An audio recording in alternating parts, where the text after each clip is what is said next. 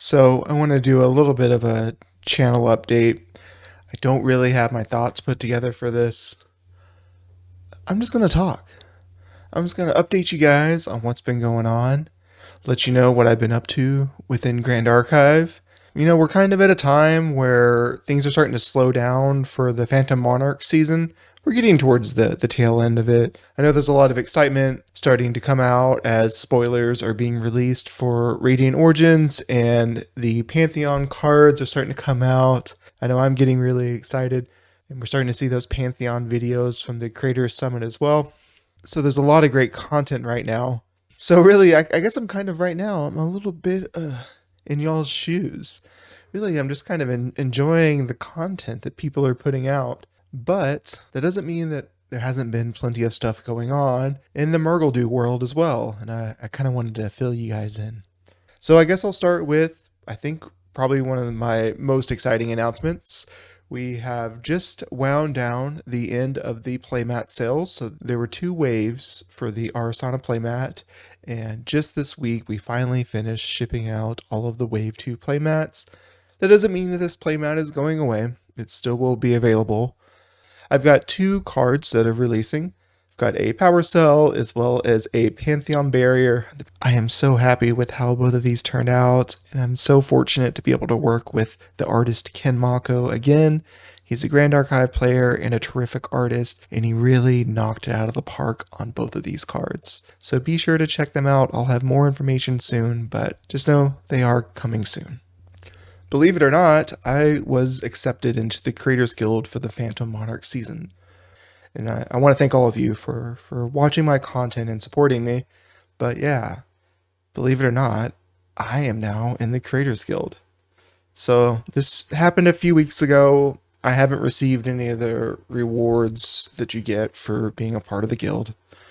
Those will be coming. I guess they'll show up when they show up. And let me know, I guess, in the comments if you would like to see a video. I can open it all up and show off what comes with it.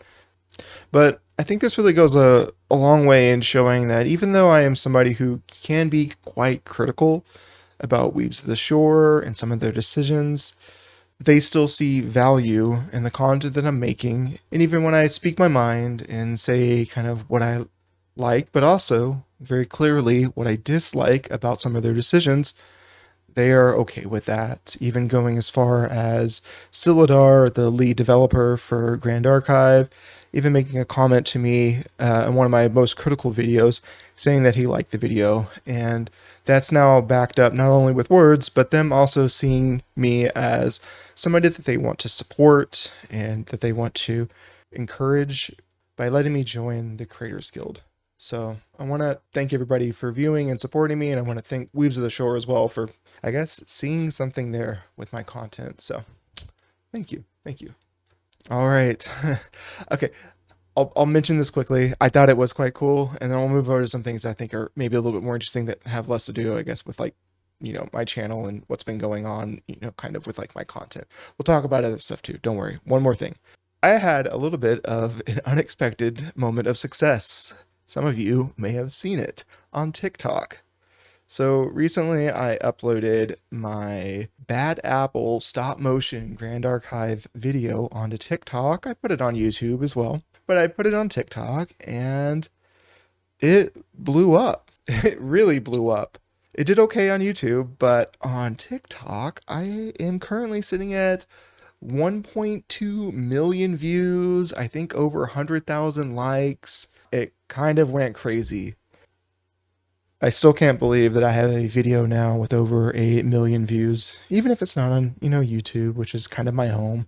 It's still great to see. One of the fun things about it is that I used, this is getting in, okay, all right, bear with me for a second. This is getting a little nerdy, but whenever you make Grand Archive content, technically the hashtag that Weaves of the Shore encourages people to use is hashtag Grand Archive TCG. However, hashtag Grand Archive ultimately is the better one. It's the one that I think they want, and at least I want. That's the intuitive one to me. Grand Archive TCG just doesn't roll off the tongue quite as well. If I was to go onto a website and I wanted to see content on Grand Archive, I'd want to put in Grand Archive. I wouldn't want to put in Grand Archive TCG. So with this video on TikTok, I used hashtag Grand Archive. And prior to me uploading that TikTok, if you looked up Grand Archive on TikTok, it would be some like fashion. I don't know if it's like a storefront or a designer, but it's like a clothing designer fashion hashtag for a store, I think over in Europe. Well, Grand Archive, the card game, has now taken over the hashtag Grand Archive hashtag. So we have it. We got it. All right. So that's kind of like the funny thing that we actually ended up getting out of this. I don't think anyone cares. I just think it was kind of funny that that was a hashtag that had kind of been controlled by something unrelated to the game. And now we happen to have, full control on that, at least from what I can tell, if you go onto TikTok and you look up hashtag Grand Archive. Oh, okay. You may have just heard that. That was my alarm telling me that it is just about time for me to try and get a super VIP ticket for Worlds. So I'm going to stop this video for just a moment. Well, I didn't get a super VIP ticket for Worlds. That's okay. The Mystic Purifier CPR is absolutely gorgeous. So congratulations to those who did just get a ticket for that. I think you're really going to like that card. So congratulations to everyone. And, I'll be there anyways. So look forward to seeing everybody over in Singapore later this year. All right. So that's it. I think I bored everybody enough when it comes to just giving you kind of what's been going on, mainly behind the scenes for me. Now let's talk a little bit more about Grand Archive itself, right? I think that's primarily why everyone is here. And a quick word from our sponsor, TCG Architect. If you're somebody like me who enjoys reading articles about your favorite trading card game, check out TCG Architect. And while you're there, be sure to check out their pages for tournament results and their deck builder as well. So not only can you check out what's been played recently and performed well at tournaments, you can copy those decks over and build those decks yourself, or build something entirely new off the beaten path like I enjoy doing. Thank you again to TCG Architect for sponsoring this video. Unmake Duality is an absolutely nutty card. I remember a couple months ago saying something to the effect of, I don't think everyone is ready for the reality that Unmake Duality in the Looking Glass is the best thing that you could be doing. I said that, and truth be told, I don't think I was ready, but it has hit us, and it has hit us hard. Decks are drawing so many cards right now between Unmake Duality and Turbocharge. It is absolutely nuts. It's looking like after Ascent Los Angeles, Unmake Duality is going to go ahead and get banned. And I guess I'll just kind of let you know my thoughts on it. It's too good. It's making Grand Crusader's Ring look anemic. And I don't think we're really maybe pushing past GCR when it comes to power level, really. At least not in a broad way like we're seeing with Unmake Duality now, just being in every deck. And I'm not alone in that thought. Weebs has also made it very clear that they kind of want Grand Crusader's Ring to be looked at as kind of the standard when it comes to a Divine Relic. And I think that's also the smartest way that they could possibly do it as well. So anything that's pushing beyond Grand Crusader's Ring and making that card look irrelevant probably needs to be looked at pretty critically, and looks like they're doing that. From what I can tell, and from what I read in the article, it looks like they are kind of expediting the pathway from category 1 to 2 for Unmake Duality, so they're very much aware. From what I can see, I think it's just they want to wait until after Ascent Los Angeles to make a change like that, as they do know that people are preparing for that event.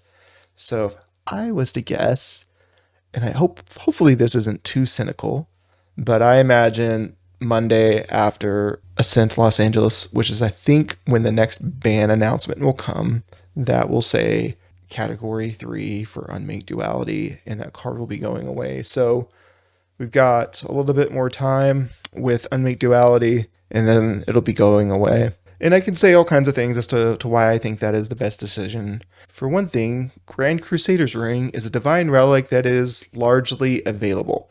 The price tag associated with it is pretty reasonable right now. And Looking Glass, the price tag for this card right now is prohibitive. And if you are a newer player, I imagine that you can talk yourself into buying a Grand Crusader's Ring if you're willing to commit and interested in participating with the game outside of just playing kitchen table or playing at locals. If you want to go to a regionals, you want to go to an Ascent, a Nationals, you're of course going to need the real cards. You can't do the print and play.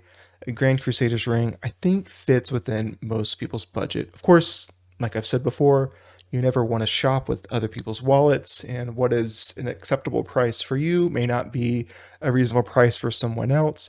So I do want to keep that in mind, but if you are looking at the price difference between a Grand Crusader's Ring and a Looking Glass, it is stark. And that price is just being inflated even more due to Unmake Duality. So we've got a few weeks left. It's a shame for people that want to be competitive but don't have a Looking Glass, because right now you kind of are playing at a bit of a disadvantage, I think, just looking at the numbers and how Unmake Duality can snowball people into larger hand sizes. But just know that there's light at the end of the tunnel, and it's not too far out. I think this also is good because it makes Lost Providence more relevant as well for the decks that would prefer to run Lost Providence over Grand Crusader's Ring, as Lost Providence has fallen out of favor as well. And while that card still is scarce, and that will be, I think, fixed somewhat, hopefully becomes a much healthier price with Radiant Origins, as it is in that set. Thank you, Weebs, for adding that at the last minute. And then I think we're sitting in a much more reasonable place. Radiant Origins is going to have reprints for Grand Crusader's Ring, Lost Providence, and the Looking Glass. So decks that want to run Looking Glass still, even without Unmake Duality, price will come down. Lost Providence, Grand Crusader's Ring comes down. And now we're sitting in a place that I think is a little bit more of a more level playing field as far as accessibility. But let's not forget, Grand Crusader's Ring, there are a lot more of those that have been printed over the years compared to these newer Divine Relics. So these other two, Looking Glass and Lost Providence, still will remain the most expensive out of the three, but I think we'll at least be in a better place, and Grand Crusader's Ring will go back to being that kind of gold star standard card for Divine Relic slot. And I guess let's also not forget that the Mordred Recollection deck was spoiled during the developer stream recently, and they went ahead and let us know that Mordred has a special level 0 champion that is a Divine Relic, which I think is such a smart idea. If you want to create a product and you want to make it accessible for new players, and you don't want to just throw a Grand Crusader's Ring into a Recollection deck and crater the price, start getting creative, right? Start looking at things like exactly what we're seeing here. A champion spirit that is a divine relic that is unique to this deck. I think it's such a cool idea. It's also incredibly powerful. So I think this is a great route to take as far as diversifying what a divine relic can be and should be. So I'm liking what I'm seeing there. But getting back to, I think, the situation with Unmake Duality, let's talk about that a little bit more. It's everywhere. As far as competitive decks, I'm even seeing it in Arasana, which is absolutely nuts. If you know anything about playing Arasana decks, granted I play a lot of them, but the idea of taking out cards from your main deck to fit in turbocharges and unmake dualities and running the Looking Glass just for extra card draw is nuts, but truthfully it seems like it might be the right move as far as looking at results recently. If Arasana is doing it, then you know we've got a problem here. And the weird thing that I am kind of experiencing, and I don't want to be too dramatic, but it does feel like things have been a little stagnant. I think the meta feels okay. I think Sheru decks, the dragon decks are, how do I say this? I think these dragon decks are kind of disgusting. Gosh, if there's one deck that I think is benefiting the most from all of these changes, it feels like the dragon deck. The things that it can do, the hand size it can have, or how it can switch so quickly and go quickly to level 3 and rush you down. The fact that it can go either or is incredibly powerful, and the amount of tools that deck has at its disposal is absolutely nuts. So, while I think Unmake Duality is a card that needs to go in general, I don't really think that getting rid of it is going to slow down the Dragon deck that much. If anything, once the dust clears and everybody's been knocked down a peg, I feel like that Dragon deck is going to continue to be dominant. So, I know there's a lot of fans of Guoja and that Dragon deck. Uh, and I also don't think it's necessarily the best thing ever, but it is quite powerful. Uh, I'm struggling to play against it, but that doesn't mean that there aren't other decks out there that can perform well against it. So we'll see how I guess the meta shakes after Unmake Duality goes and Radiant Origins comes out. Maybe there's enough tech going on that the Dragon deck maybe won't be so tier 0, which is where it feels like it is right now for me. And now let's shift from talking about Standard over to Pantheon, because I was able to play a few games of Pantheon with my locals, and I had a blast. As somebody who's played a lot of Commander, I think I started playing Commander in 2013, and I kind of saw the evolution of that format in Magic the Gathering kind of evolve, and I didn't necessarily love where it ended up going, where there's so many cards were printed that were tailored to it, and they started to tip the scales a little bit just to try and make certain colors a little more appealing, whereas I thought that some colors having just to kind of work a little bit harder was kind of the fun of it. Anyways, I found that Pantheon is a lot of fun.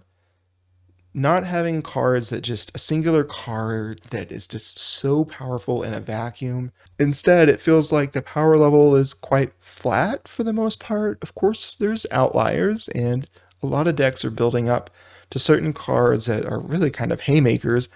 They aren't haymakers in the same way that I have seen with EDH and Commander. And that feels really nice to know that while I can do these more ambitious things, there are things that never really kind of got there in Standard in a 1 versus 1 setting. I'm not necessarily just getting taken out by certain cards, but I think everybody here knows I love playing Arasana, and I'm just going to say it. Polaris in Pantheon is absurd.